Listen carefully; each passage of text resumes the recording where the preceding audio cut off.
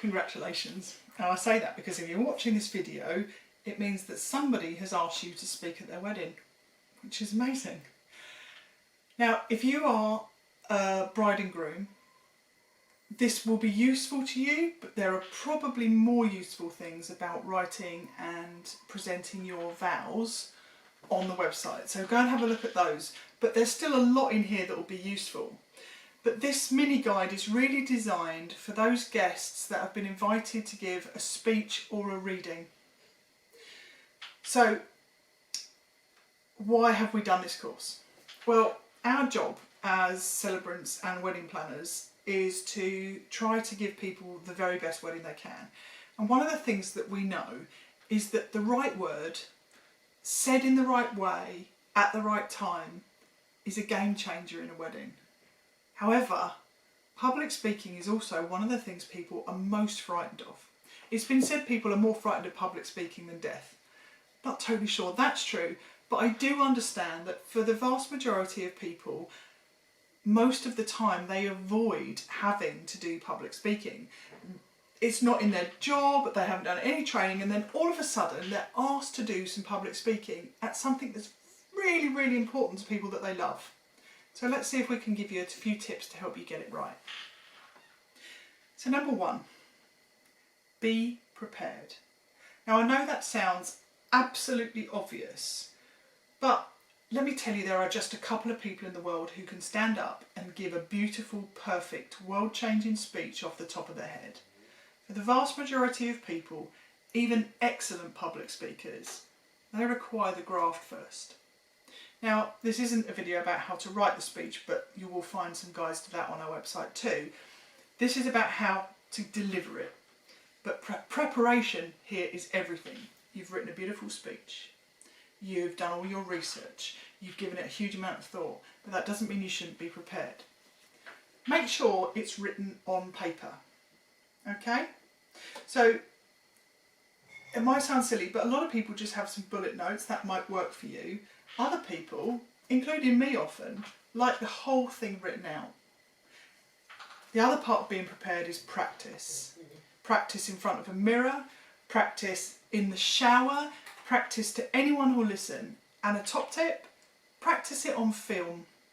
It will give you a really good idea of how you might want to change it, where you might want to put more breath into it or pauses.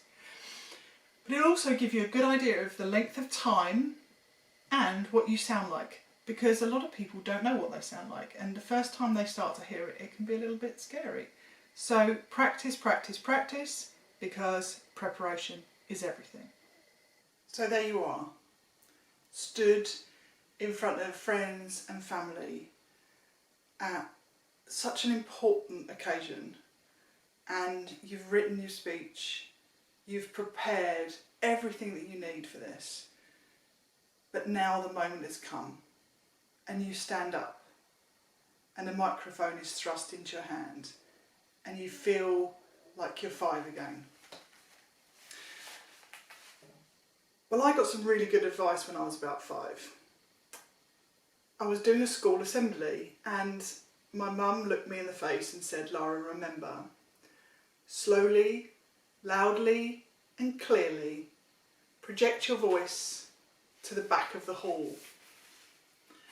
She then repeated that information every time I had to do an assembly or anything like that. And at the time it used to really annoy me. But actually she had picked up on some of the key things about giving a speech. So let's start with us. Take a minute. Time is the real key to this second part. Take a minute. Lower your shoulders, stand up straight. This isn't just so that you look great. This is so that all of those passages that allow your air to get to your lungs, and lungs are pretty important in this whole thing, are open. Now when you've got adrenaline pumping through your body, your natural inclination is to curl up and for your voice to get very, very high and very, very tight. Know that. Know that you've got this. Drop your shoulders. lift your head and take a few very, very long, calming breaths.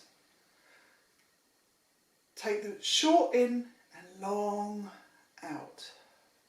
Let your body and your shoulders relax. It will feel like an eternity to you, but your timing is all out in your head when you're nervous. So a few seconds just spent relaxing. Take that microphone, stand up, keep your head held high and your breaths even and long. If you can, smile. I know that sounds a little bit like a big ask at this moment, but if it's possible, smile. People can hear it in your voice. Then read your prepared speech. If you've memorised it, wonderful, but make sure you've got a copy of it with you. Remember, you are an honoured guest, but not necessarily a public speaker. Read it slowly. I told you slow would be important in this. Slow is important in this. In real life, I speak faster than a train, but when I'm doing a speech or I'm performing a ceremony, I slow everything right down. I don't know whether this sounds like it's ultra slow to you, but in my head, it is. But to your audience, you can't almost go slow enough. Keep it slow, keep it low, keep it relaxed, and read your words. This is the advice my mum used to give me when I had to say something in assembly. It used to drive me nuts, but now I use it all the time. Thanks, Mum. It will feel like every eye is on you, but you have so much more time than you think. So breathe, relax your face, shoulder muscles, and like I say, if you can, smile. So, go slow. Go slower. No, really, slower.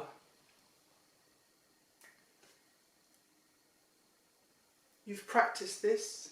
You know where the pauses are. You know where the laughter might be. If someone laughs, take a moment to enjoy it, if they're supposed to laugh. If people call out, feel free to react, but come back to your words. Your words are in front of you. You cannot go wrong.